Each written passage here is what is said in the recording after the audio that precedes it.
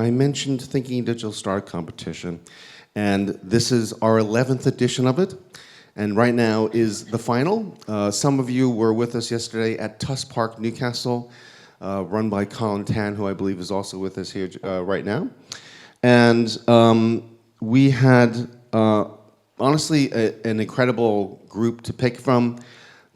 We couldn't fit any more in, so we chose the 12, but the depth and breadth of the application pool was really very impressive.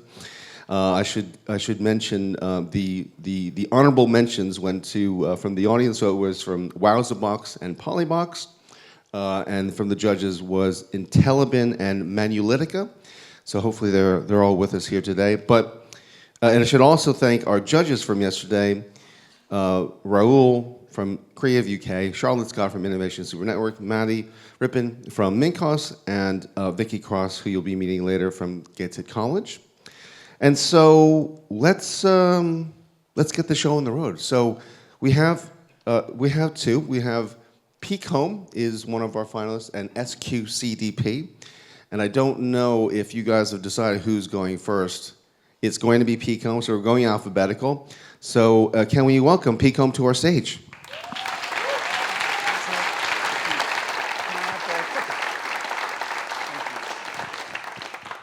Hi everyone, I'm Roland from Peak Home, and we empower homeowners to remodel their houses as we believe that a well-designed home makes life better. Society has fundamentally changed since our homes were built, with 80% of UK homes built before 1990. The way we want to live has shifted from the male-centric lounge diner home layout to the female and family-inclusive kitchen lounge diner.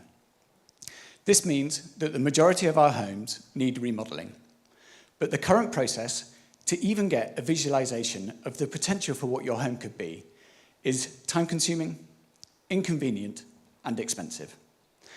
And the madness is that often when your local architect delivers the concept design for what you hope will be your beautiful new house extension, they are delivered as pretty technical 2D drawings that are really hard to understand and visualize. Peak Home specializes in concept design and is affordable, accessible, and quick. To get your house designed by Peak Home takes around 30 minutes of your time, costs about 350 quid, and we can deliver in as little as 3 days. Importantly, we also design and deliver everything in 3D. And as of last week, we are now delivering a fully interactive 3D digital twin of your home with every order. This means that you can immersively explore the future of your home and really understand what you are going to get before committing to a major project. Our business model focuses on monetizing the value of the projects that we design.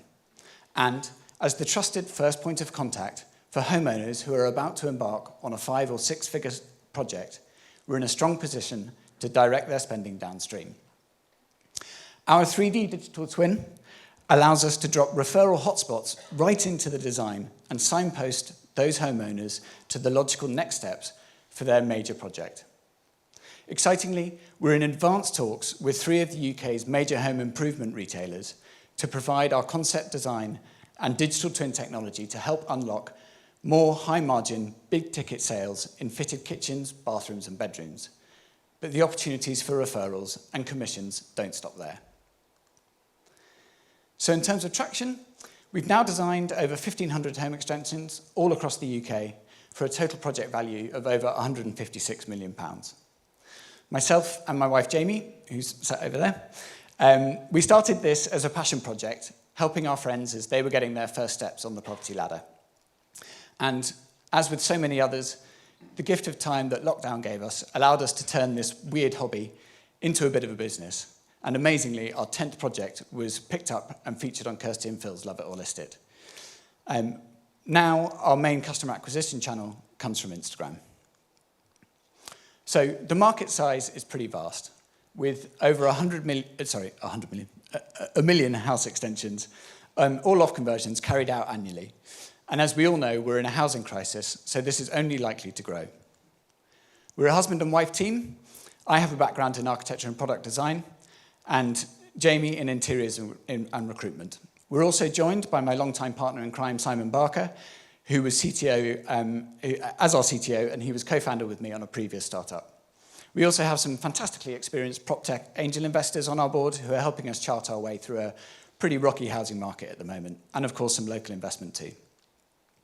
So finally, thanks for listening to me. We'd love to speak to some people, if there's anyone here from the games industry, about how we might be able to make our digital twins a really fun and engaging experience that our homeowners want to keep coming back to again and again. Thank you very much.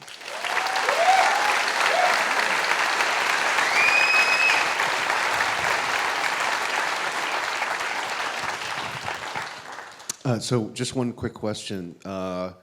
Now, you mentioned the previous startup, and Yes. that previous startup, if I remember correctly, was Radfan, right? Yes, that's right, And, yes. and which actually did, from memory, gain quite a bit of attention and notoriety. So Yeah. can you just, first off, if you just want to remind people what Radfan was, but I guess most importantly, sorry, is what you sort of, what you took from that experience that you've kind of reapplied, if you will, to the current one. Yeah, sure. So Radfan was a radiator fan. It was a very simple consumer gadget. It was a little fan unit that you'd sit on top of your central heating radiator, and it would blow the warm air out sideways rather than allowing it to go straight up. Okay. So yeah, we did pretty well with that. We ran the business for about 8 years. We managed to get into some high street stores. We were featured on the homepage of Amazon for a while, which was pretty amazing. But mainly, I just loved the process of running that business, loved running a startup, loved being in charge of our own destiny, really enjoyed working with Simon. And so when that business unfortunately closed its doors, I went and worked as an employee for a while, and that was fun for about 3 months until I couldn't wait to get back into doing my own thing again. Brilliant. Yeah, and so from that experience, was there anything that you took from that you're kind of like, reapplying to the current one in terms of things you're not going to do again or things you will do, you'll double down on? Interesting, I'd say one of the most useful experiences is we set up our own little manufacturing factory in the UK, just in the northeast behind the Silverlink. And so we set up our own production lines for building the products, and we got quite good at making those as efficient as possible. And that's really helped with our process with Peak Home, where we've essentially created a kind of, we call it a digital production line for creating house designs. So we take that kind of manufacturing efficiency thinking into what we do with Peak Home and designing house extensions for homeowners in the UK. Cool. Roland, thank you so much. Cheers. Yeah.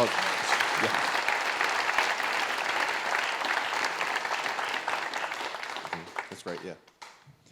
Okay. Next up, we have SQCDP here to tell us more. First of all, what on earth does that mean? Should I start there? Sure, why not? I'll let you go. Thanks, Stephen. Well, that's definitely me because it's a guy with a shumper on, and I think in this startup journey of mine, that's become sort of Mitch, as is known.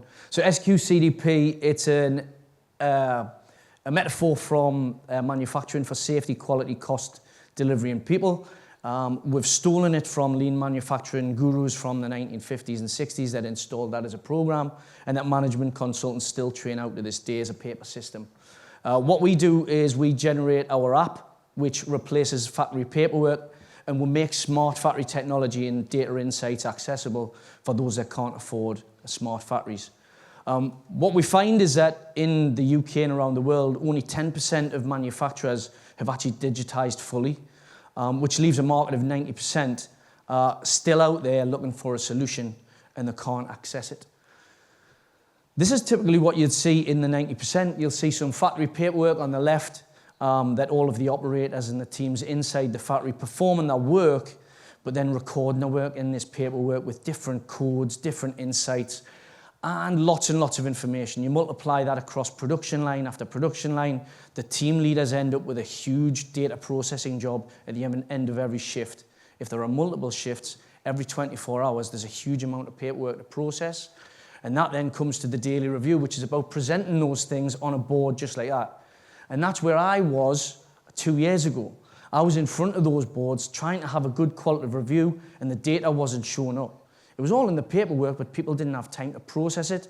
So people would hum and ha and go, I think, and I'm not quite sure. And then my job was as the maintenance manager, people would say, we didn't target today. Can you take a look at the machinery, please? So my list just spun off an axis. My clipboards were so long. It was a problem, it was a hair on fire problem for me, because everybody that was at that review would look and also get the same story. It's a breakdown, it's a machine problem, and the maintenance manager isn't fixing it. I knew it wasn't me. I spoke to my team. We would turn up at the machines and find out it was a quality problem or a material problem. And then when I spoke to the operators, I'd say, I wrote it down, it's in the paperwork. I knew I had to solve it, so I went shopping and I couldn't find a solution anywhere. So that's what took me into coffee shop after coffee shop every morning. Sorry, Dawn, I know you're watching on the live stream, but I did sneak out for a coffee or two. And that took me to create the first app, which we then rolled in to the very first trial. I learned low code. I'm not a coder. I'm not a technical founder, but I was good with data and I was good with spreadsheets. And I just knew I had to answer the problem. We made a very simple interface that brought some real insights that suddenly were in real time. No delay between getting the paperwork in and processing it. People could respond. I put it into the factory where I was working at the time. It went very quiet because they adopted it very easily, because I just built it in a very, very simple way. And it was a way that worked. So suddenly all these insights were coming through. And at those meetings and reviews, I suddenly saw that the actions were going to the quality manager, the production manager. It told me that we were actually starting to fix the right thing. And those trials, whilst we ran them out, led to 15% productivity improvements and 5% on your product quality, just because people had data around them and could be accountable for their own performance. Spin that forward, I recognized that I needed some help. So the very first slide said shy Bairns getting out. I knew I couldn't build this whole thing on my own. Is there a product in this? Is there a business that we can wrap around this? That was going to be the next step. It was about putting a team in that would allow us to take this further. And now we're working with manufacturers all across the Northeast. And we're spreading our wings towards the Northwest and also up into Scotland. We've also got one very interesting customer in India who is going to help us develop an experiment and do those tests on remote onboarding that gives us the opportunity to scale. They're the proof points that Joe was talking about earlier on. That's what we're trying to demonstrate in the next 12 months. You see, what the market offers is these very high-cost solutions. They're very, very smart. But what they all derive from is equipment that they put inside your equipment, and they can do that time after time after time. But every time is a cost, and every time is a delay to production for your customers, which means that my customers can't adopt Smart Factory. We're taking them from that paper system straight into a very accessible application that they can use out of the box almost. That's what we're working on most this year, to speed that cycle up. And it's taking them from the actual costs of the paper system, which are really high, to very low cost, very engaged teams that are working really hard and delivering better performance in their factories. So the next 12 months, we've just done a pre-seed fundraise. That's got us into the position where we can hire the team. So the team has now got better skills than I've got at building the tech. But we do know that we've got to make that fit the product and fit the market. So we've got the team, we're learning this year, we're developing traction, we're getting revenue from customers, and we're working towards product market fit. We believe in 12 months, if we're not there, we'll be very close to there, and that'll get us into an investable position. So the ask today is, can you network with us? Is there anybody that can get us to manufacturers or businesses in different areas where we can help them? Some shop floor data that we can give them real insights that we can learn from so that we can build this as a big, great business here in the Northeast. Will you share our progress? Will you look out for us on LinkedIn and all the social media? We do have a TikTok channel. Callum, that could become your baby. Thanks for joining this week. It's his first week, but he's taking things on. And then investment conversations. In the last 2 years, they've become more serious and got us to pre-seed. The next step is in this 12 months is to start those conversations now so that people can join and see what potential we have of becoming a global company based right here in the Northeast. That's what I've recognized through my learning in this last 2 years is we've got the potential to be there. But shy Bairns getting out, so I'll ask everybody to help us, and if we can get this next 12 months ready, we'll be ready to take on a lot more. Thank you very much.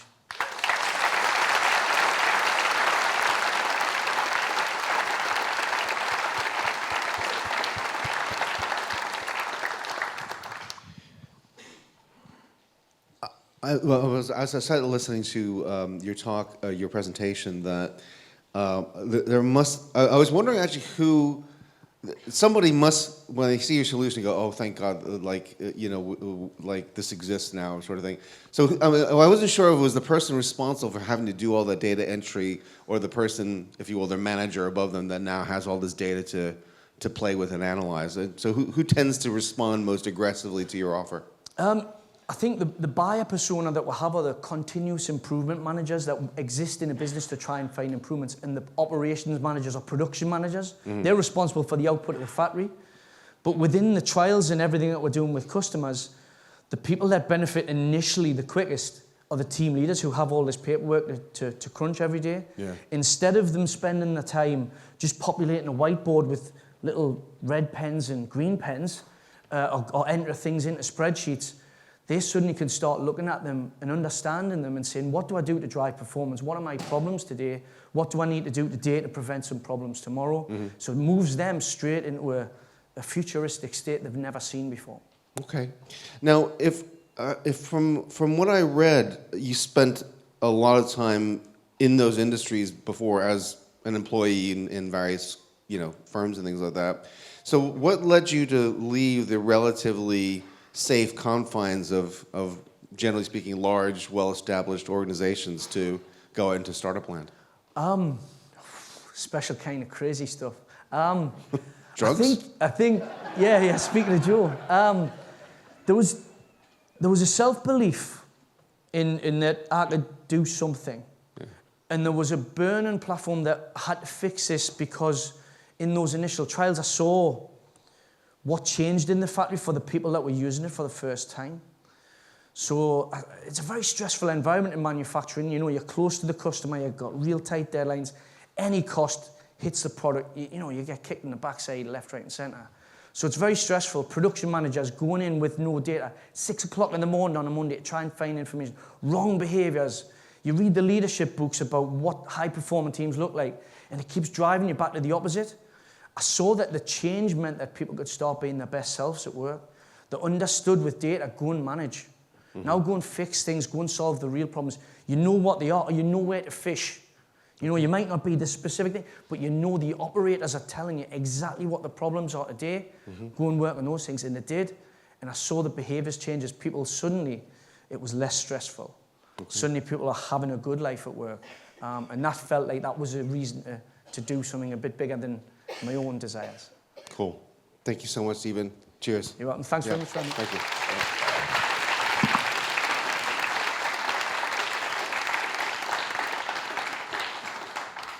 Can we welcome Vicki Cross from Gateshead College here to reveal the big news?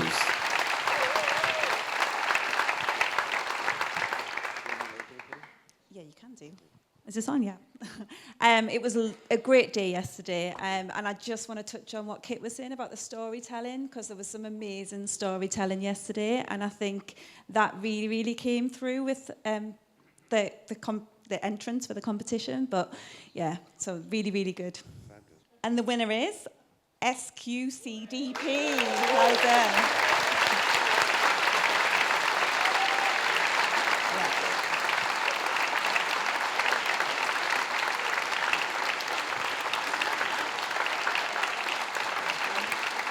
Thank you. Thank you, Vicki.